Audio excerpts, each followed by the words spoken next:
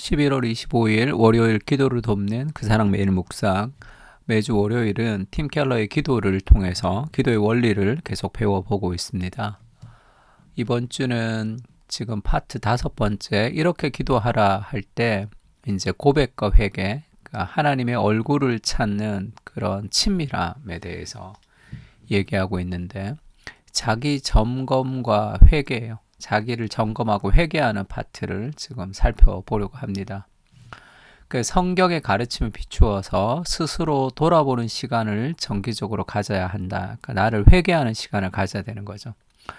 마틴 루터는 규칙적으로 심지어 날마다 10계명을 묵상하라고 권유했다. 1계명을 내가 어기지 않는가, 2계명을 그렇게 나를 점검하라는 거죠. 말씀을 통해서 점검하는 게 좋은데, 갈라디아서 5장 22절 24절에 나오는 성령의 열매를 점검 목록에 두는 것도 좋습니다.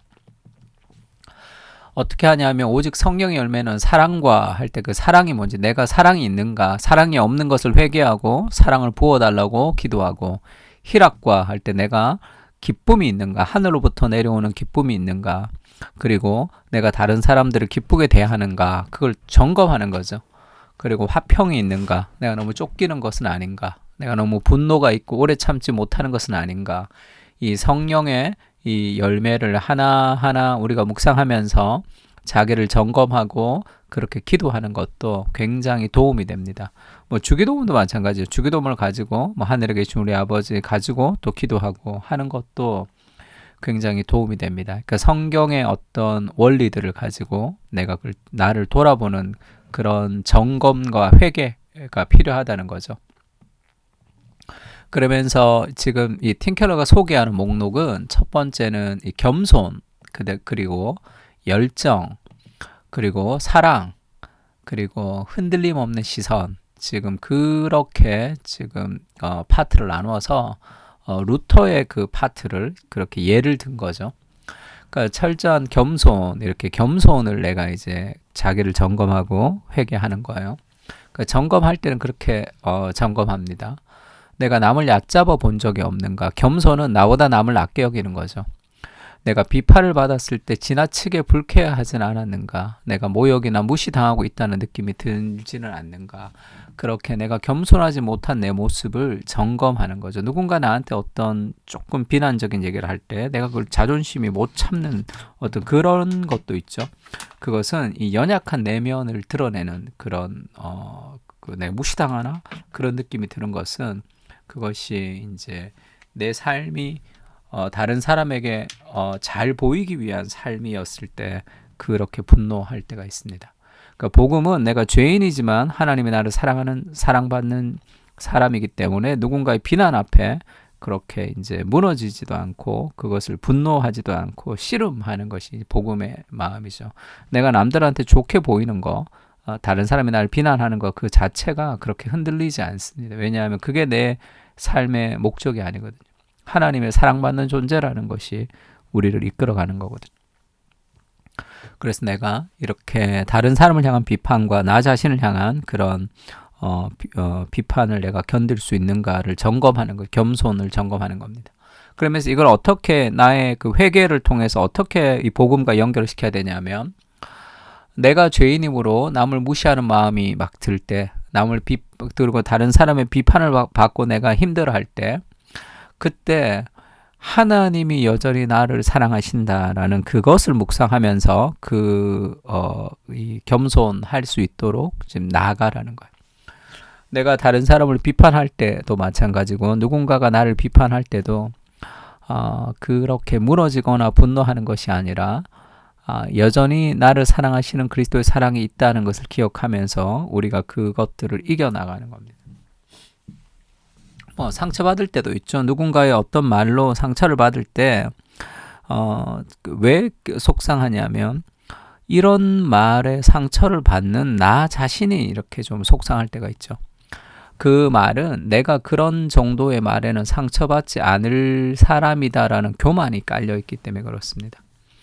그러니까 이렇게 상처를 받을 때 내가 이런 작은 말에도 상처를 받는 그런 아주 연약한 존재에 있는데, 이런 나를 하나님이 너무 사랑하셔서 여전히 나를 말씀을 전하게 하시고 또 그 목회자로 세우셨다는 그 은혜를 자꾸 묵상하는 거죠.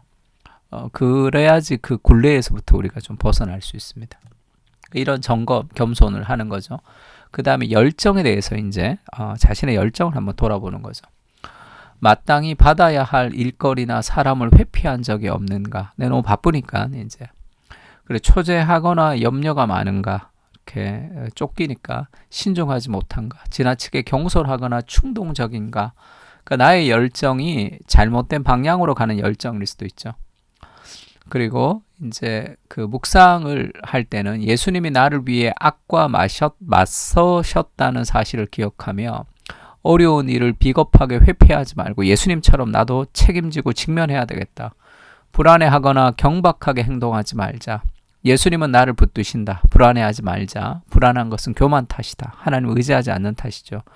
주신 은혜를 돌아보자. 그래서 내가 회피하지 않고 나의 열정이 방향을 잡아갈 수 있도록 회개하고 기도하는 겁니다. 그 다음에 사랑에 대해서도 내가 다른 사람을 사랑하는가? 남에게 무정한 말을 하거나 고약한 생각을 한 적이 없는가? 속으로 누군가를 놀리는 거죠. 희화화하는 거죠. 자기를 합리화하진 않았는가? 남들에게 쉽게 내가 짜증을 내고 분노하는가? 그것을 돌아보는 거죠. 그리고 그리스도의 희생적인 사랑을 생각하고 냉정하고 불친절한 모습이 사라질 때까지 나를 참아주신 주님의 인내를 기억하며 짜증을 내지 않을 때까지 은혜에 집중하자. 이게 좀 필요하죠. 오늘도 내가 이렇게 집에 오는데 저희 집에 오는데 몸이 너무 피곤한데 근데 차가 이렇게 꽉 막혔어요. 그 IC를 통과하는데 왜 막혔냐 그랬더니 꼼짝달싹하지 않아요. 원래는 우리 집까지가 10km 정도밖에 안 되니까 10분이면 와야 되죠. 근데 한 40분 정도 걸렸습니다. 사고가 난 거예요, 앞에. 그래서 이제 3차로였는데 1, 2차선이 이제 사고로 지금 되어서 차선이 하나밖에 하지 못하니까 꽉 이렇게 막혀 있는 상황에서 이제 왔단 말이에요. 한참을 한 2, 30분 이상을 그 상황에서 빠져나가지 못하고 그렇게 이제 차가 꽉 막혀 있었다고. 그러니까 몸도 피곤하고 차도 너무 막히고 그러니까 좀 짜증이 나는 거죠. 근데 잘 생각해 보십시오. 사고가 났으면 누군가가 죽었을 수도 있고 어떤 가족은 그 굉장한 고통 가운데 빠질 수도 있는 일이잖아요. 아이고 사고가 나서 저 사람이 어떻게 됐을까? 아이고 무사했으면 좋겠다라는 그런 걱정이 아니라 내가 늦는 거 그것에 대해서 짜증을 내는 그런 삶을 살아가는 거 그것이 이제 오늘날의 사람들의 보편적인 정서일 수도 있습니다. 그러니까 너무 무정하구나. 내가 좀 늦는 거, 내가 좀 피곤한 거, 그것이 누군가가 사고 난 것과는 좀 다른 그것이 얼마나 힘들까라는 그런 생각을 잘 하지 않는 거죠. 그런 마음, 너무 자기중심적이지 않은가 제가 그런 생각을 좀 했습니다. 그리스도의 희생적인 사랑을 생각하고 너무 좀 냉정해지는 것은 아닌가. 그러니까 마지막 시대로 가면서 이제 그 특징 중에 하나가 성경에는 무정하며 이렇게 나오죠. 자기를 사랑하며 무정하다. 정이 없다. 정이 없어지는 거죠. 너무 자기중심적인 그런 개인주의를 살아가는 우리 안에 하나님 앞에 회개하고 주님의 희생적인 사랑을 기억하면서 나도 인내하며 짜증내지 말고 하나님의 은혜에 집중할 수 있는 것이 좀 필요합니다.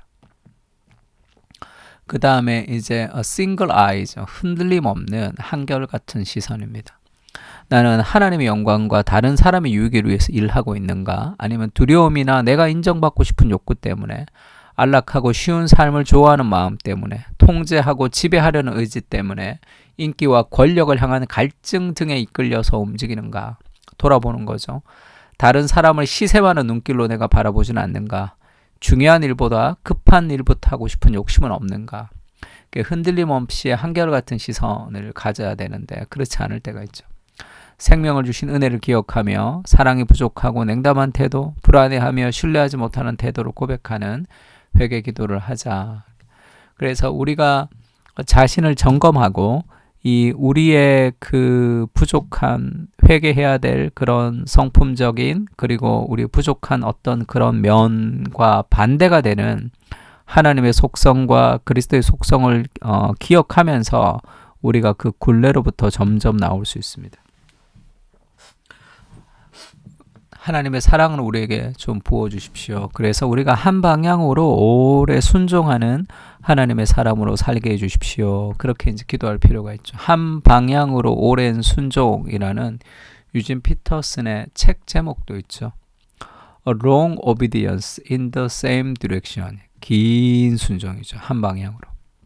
그렇게 흔들림 없는 시선을 가지고 살아갈 수 있게 해달라고 같이 한번 기도했으면 좋겠습니다. 우리 네 가지 이 태도들 그리고 이제 성령의 열매 그를 보면서 하나하나 점검하면서 우리가 좀 기도했으면 좋겠습니다. 다 같이 기도하겠습니다.